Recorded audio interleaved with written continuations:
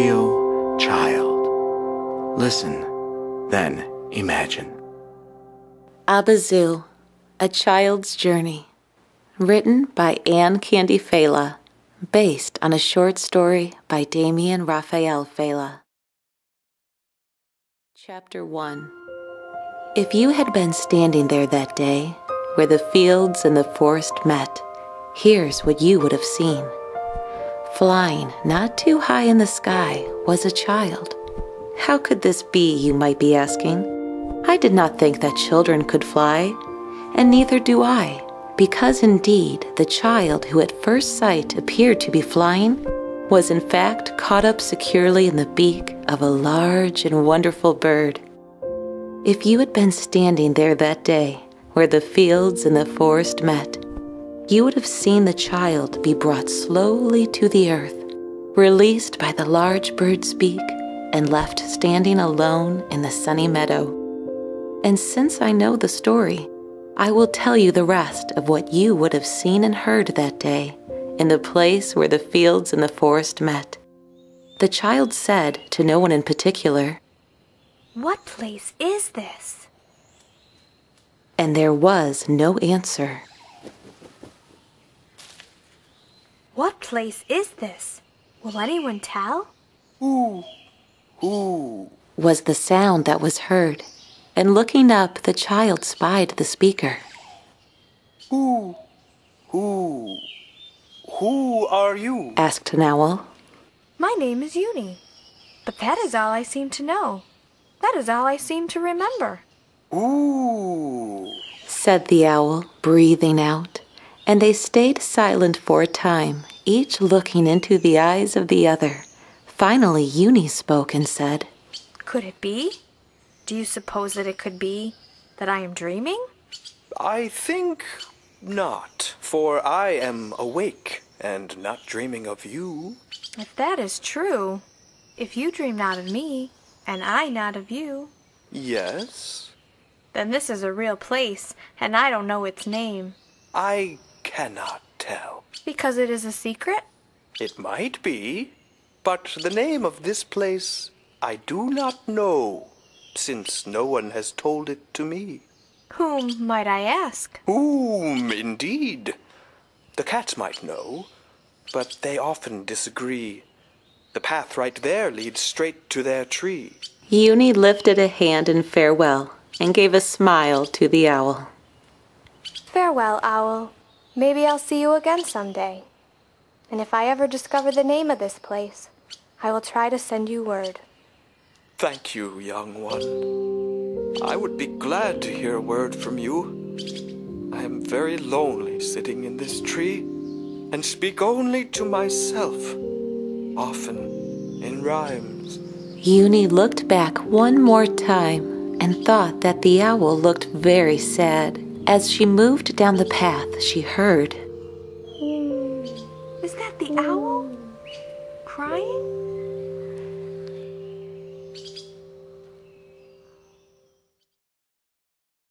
Chapter 2.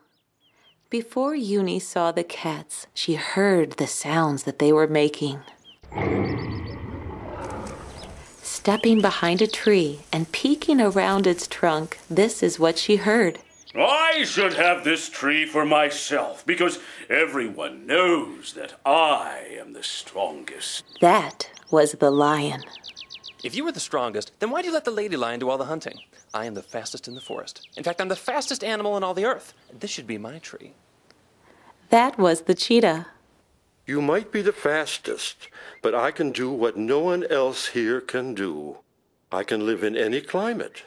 I can live in the mountains and in the rainforest, and in the swamps and in the high grasses. In fact, I can live anywhere and survive. Then, Tiger, my friend, why don't you go live somewhere else and get out from under my tree? And when I'm under it, you probably won't be able to see me. Well, Mr. Leopard, my very good friend, nobody wants to see you anyway. What you might not know, dear tiger friend, is that my unusual gift is called camouflage. Cam-o-flage.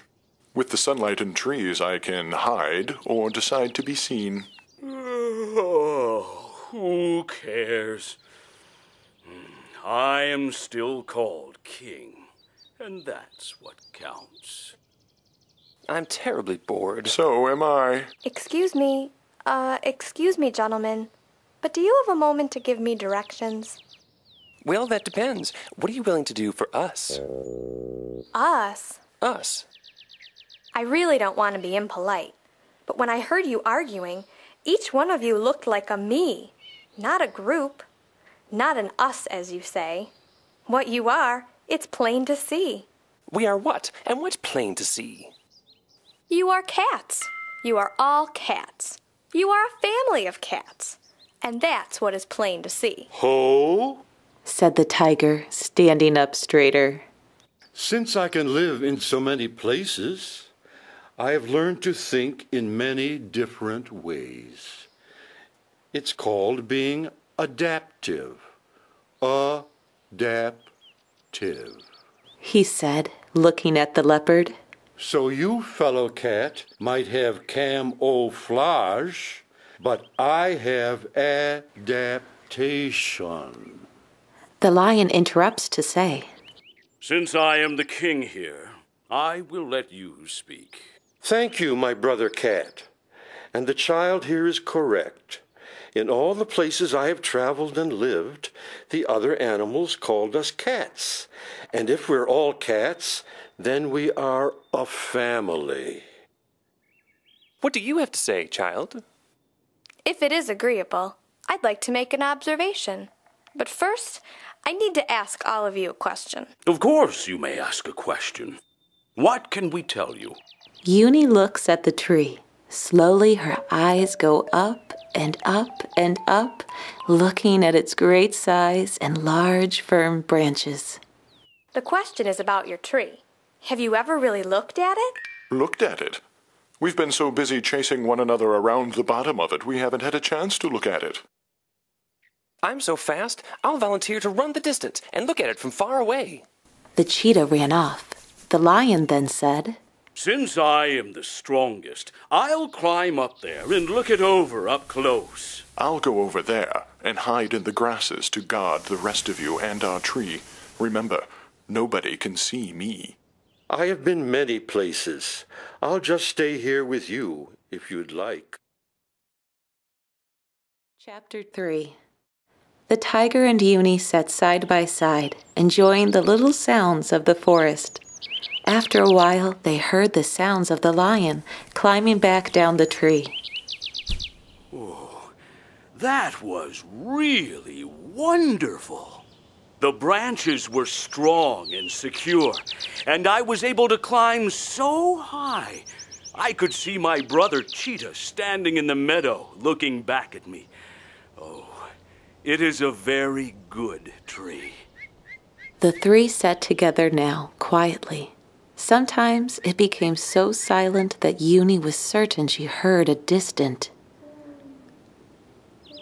The lion's head went up and he said, What's that? What's what? That woo-woo sound. I hear it too. I never heard it before. It's the owl. What's an owl? It's a bird that sits in a tree. And he has no one to talk to him. And he has no one to talk to. Well, since I am king here, I ought to see about that. We cats have been so busy fighting and arguing and making noise that we've never even heard his sound before. He heard yours, though, replied Uni. The cheetah ran up to the group then and said, It's the greatest tree in the entire forest. And I saw you, Brother Lion, looking at me from a large branch. Where is our Brother Leopard? I'm here. I've been here all the while, hiding in the grasses. I told you you wouldn't notice me. So what do you think we should call it? The tree that belongs to our family? Why, the family tree, of course. Obviously. You're right.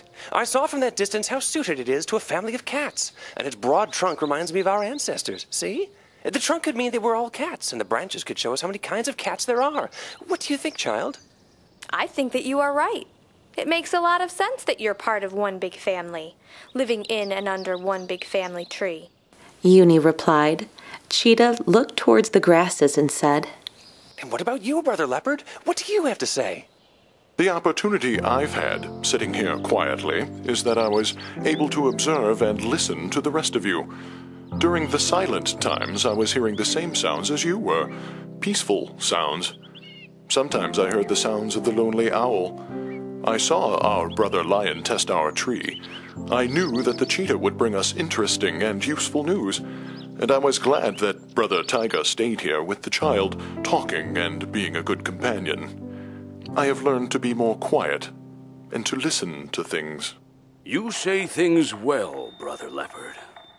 I hope we can remember the lessons that we have all learned today.